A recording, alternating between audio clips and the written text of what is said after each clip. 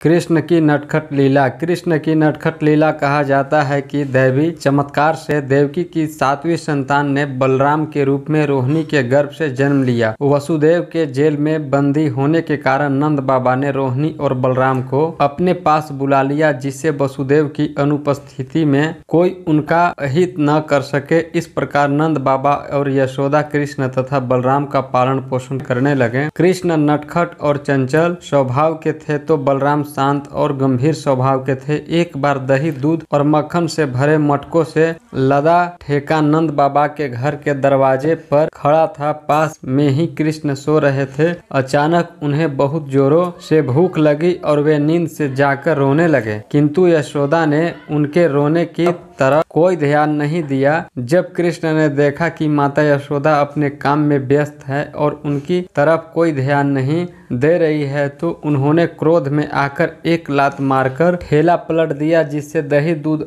एवं मक्खन से भरे सारे मटके जमीन पर टूटकर गिर गए और सारा दही, दूध व मक्खन भूमि पर गिरकर फैल गया। मटके टूटने की आवाज सुनकर यशोदा बहुत परेशान हो गई और तुरंत अपना काम छोड़कर बाहर आ गई। वह यह देखकर हैरान हो गई कि सारे मटके भूमि पर टूटे पड़े हैं और कृष्ण टूटे मटके से मक्खन निकालकर खा रहे हैं। यशोदा ने प्यार से कृष्ण को देखा और गोद में उठा लिया। मन ही मन भगवान का आभार प्रकट किया कि उसके पुत्र को कहीं चोट नहीं लगी। एक बार श्री कृष्ण खेल रहे थे कि उन्होंने एक फल बेचने वाले की आवाज सुनी। फल खाने की इच्छा से कृष्ण ने अपनी मुट्ठी में चावल भरे और फल बेचने वाले के पीछे भागने लगे। जब तक कृष्ण फल बेचने वाले के पास पहुंचे, तब तक सारे चावल उनकी मुट्ठी से निकलकर जमीन पर गिर गए। फल वाला कृष्ण की मासूमियत और भोलेपन पर मोहित हो गया तथा उन्हें बहुत सारे फल खाने के लिए दिए। फल वाले की आंखों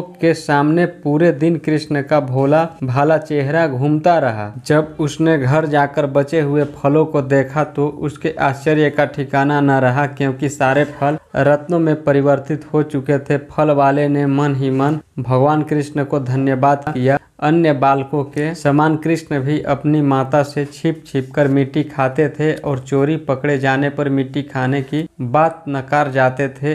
एक बार माता यशोदा ने कृष्ण को मिट्टी खाते देख लिया। यशोदा ने कृष्ण के मुंह से मिट्टी निकलवाने के लिए बड़ी मुश्किल से उनका मुंह खुलवाया। कृष्ण तो बचपन से ही छलिया थे। उन्होंने अपना मुंह खोलकर माता यशोदा को संपूर्ण ब्रह्मांड के दर्शन करा दिए। कृष्ण के मुख में संपूर्ण ब्रह्मांड के दर्शन करके यशोदा आश्चर्यचकित रह गई और अपने पुत्र को प्रेम से अपने आंचल में छिपा लिया। श्री कृष्ण बचपन से ही नटखट स्वभाव के थे। वे तरह तरह की लीलाएं करके यशोदा को रिझाने की कोशिश करते थे। अगर यशोदा उनकी ओर ध्यान नहीं देती थी तो वे क्रोधित होकर उन्हें और परेशान करते थे। एक बार कृष्ण जी को बहुत भूख लगी थी। वे दूध पीने की जिद कर रहे थे, लेकिन माता यशोदा दही बिलोने में व्यस्त थी। जब कृष्ण नहीं माने तो यशोदा जी उन्हें अपनी गोद में लिटाकर दूध पिलाने लगी और साथ साथ दही भी बिलो रही थी। कृष्ण की हट करने के कारण वे यह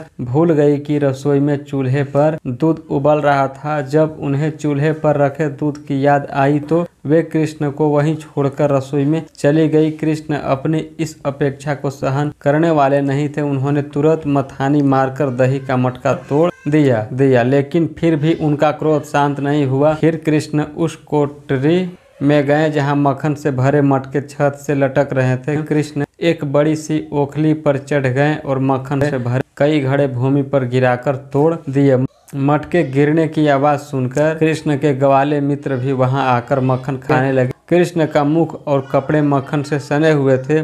इस दृश्य को देखकर यशोदा हैरान रह गई। टूटे मटके और जमीन पर फैले हुए मक्खन को देखकर यशोदा बहुत क्रोधित हुई और डंडा लेकर कृष्ण को पकड़ने के लिए जैसे ही उनके पास आई तो वे कोठरी से निकलकर पूरे घर में इधर से उधर भागने लगे। आगे कृष्ण भाग रहे थे और पीछे माता यशोदा। जब कृष्ण माता यशोदा की पकड़ में आए तो पिटाई से बचने के लिए रोने लगे। कृष्ण को रोता देखकर यशोदा को उन पर दया आ गई और उन्होंने कृष्ण को ओखली से बांधने का निश्चय कर लिया। माता यशोदा कृष्ण को जितनी बड़ी रस्सी से बांधने की कोशिश करती, उतनी ही रस्सी छोटी रह जाती। इस रहस्य को देखकर यशोदा आश्चर्यचकित हो गई और रोने लगी माता को रोता देखकर कृष्ण स्वयं ही प्रेम पाश में बंध गए। कृष्ण को नटखट होने के कारण अधिक देर बंधने वाले नहीं थे। उन्होंने छोटे छोटे हाथों से ओखली को गिरा दिया। अब तो ओखली कृष्ण के पीछे पीछे घिसटने लगी। कुछ ही देर में कृष्ण आंगन में खड़े दो अर्जुन वृक्षों के बीच में से निकले तो ओखली वृक्षों के बीच में अटक गई। कृष्ण ने जैसे ही रस्सी को खींचा तो दोनों पेड़ जमीन पर गिर गए। वे दोनों वृक्ष कुबेर के पुत्र थे जिन्हें कृष्ण ने साप से मुक्ति दिलाई। इस प्रकार साप से मुक्ति पाकर कुबेर पुत्र देवलोक को चले गए। जब गांव की ग्वालिनों को इस बात का पता चला कि कृष्ण को मक्खन बहुत पसंद है तो वे उन्हें प्यार से अपने घर बुलाकर ले जाती और खूब मक्खन खिलाती। लेकिन कृष्ण जब बड़े हुए तो अपने मित्रों के साथ ग्वालिनों के घर में घुसकर उनके मटके तोड़कर मक्खन चुराते थे। पूरे गोकुल के घरों में अब मक्खन चुराने की कृष्ण की आदत बन गई थी। कृष्ण के डर से ग्वालिनें मक्खन के घड़ों को छत से लटकाकर रखने लगी, लेकिन कृष्ण तो मानने वाले नहीं थे। कृष्ण उनके घरों में खिड़की से कूदकर मित्रों के साथ जाते और उनकी पीठ पर चढ़कर मक्खन चुराते थे और कभी कंकड़ मारकर मटके फोड़ देते थे। कृष्ण की इन आदतों से गांव की ग्वालिनें परेशान होकर यशोदा से उनकी शिकायत करती थी, किंतु कृष्ण माखन चोरी करने की बात को तुरंत नकार जाते और उल्टा ग्वालिनों को ही झूठ साबित करने की कोशिश करते थे। नंद बाबा के घर में तो वैसे ही दूध, दही और मक्खन की कोई कमी नहीं थी, लेकिन फिर भी कृष्ण को गांव की ग्वालिनें को सताने में बड़ा आनंद आता था। एक बार गोकुल गांव में आसुरी शक्तियों का प्रकोप इतना बढ़ने लगा कि डर से गोकुलवासी अपनी जान बचाने के लिए वृंदावन जाने की तैयारी करने लगे। गोकुल वासियों को संदेश था कि ये आसुरी शक्तियां कंस द्वारा उनके प्राण लेने के लिए भेजी गई है, इसीलिए वे अपने प्राण बचाने के लिए वृंदावन चले गए। वृंदावन ग्वाले और चरवाहे का गांव होने का कारण भेड़ बकरियों को चराने के लिए भी अच्छा था। जब वृंदावन के सभी ग्वाले वन में भेड़ बकरियां चराने जाते तो उनके साथ कृष्ण और बलराम भी चले जाते। हरे भरे वन और प्रकृति की गोद में समय बिताना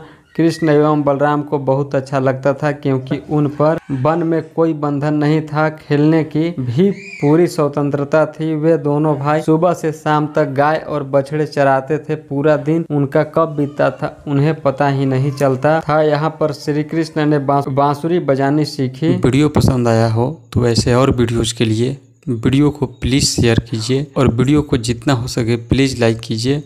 अगर आपके मन में कोई प्रश्न है किसी भी प्रकार के तो आप हमको कमेंट्स बॉक्स में प्लीज़ पूछ सकते हैं। और आप हमारे चैनल को ज़रूर सब्सक्राइब कीजिए, क्योंकि सनातन धर्म से जुड़ी हुई ऐसे रोचक जानकारी और कथा सनातन धर्म से जुड़ी हुई हम हमेशा इस चैनल पे लाते रहते हैं। तो मिलते हैं एक अलग रोचक जानकारी के साथ, रोचक कहानी के साथ। तब तक हर हर महादेव, जय श्री राम, जय श्री कृष्णा, जय श्री राधे राधे।